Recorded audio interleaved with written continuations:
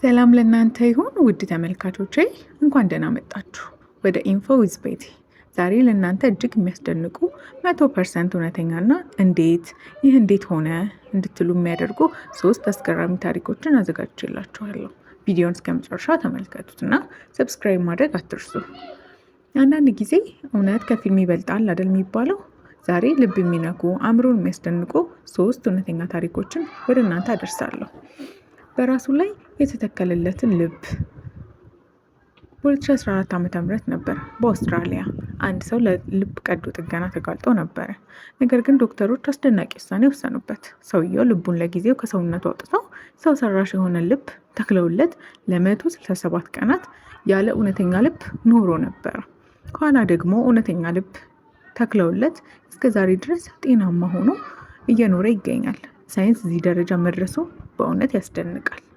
በሁለተኛነት የሚያስገርም የሆነውና እኛ የደነቀንን በአሜሪካ አንድ ሴት ቤቷን አጥታ መኖሪያ ቦታ ሳይኖራት ቀረች። ነገር ግን መኖሪያን ያደረገችው በምታገለግልበትና በምትሰራበት በነበረው መጽሐፍ ቤት ወይም ላይብራሪ ውስጥ ነበረ። በቀን መጽሐፍ ታነባለች፣ በሌሊት ደግሞ ጸጥ ብላ ትተኛለች። ማንም አላስተዋላትም ነበር። ይህ ሁኔታ ለ10 ዓመታት ከዛም በላይ ቆይቶ ነበር። ይህ ታሪክ መጽሐፍ ቤቶች ለሰዎች ምን ያህል ዋጋ እንዳላቸው የሚያሳይ ነው። በሌላ በኩል ያስገረመንና ያስደነቀን ነገር ቢሆን ተስፋ ያለ መቁረጥ መንገድን ያሳየን ታስሮ በመሬት ውስጥ ለ3 ቀን የቆየውን ሰው ነበረ። አንድ ሰው በእርሱ ላይ አደጋ ተፈጠረና ያለ ምንም ምክንያት በመሬት ውስጥ ታስሮ ቆየ። ለ3 ቀናት ምግብ፣ ውሃ፣ እነዚህ ሁሉ ነገሮች ሳያገኝ ነገር ግን ተስፋ ሳይቆርጥ ረጅም ጊዜ ማለትም ለ3 ቀን ቆየ። በመጨረሻም የአደጋ ስራ ሰራተኞች አግኝተውት ህይወቱን አዳኑለት።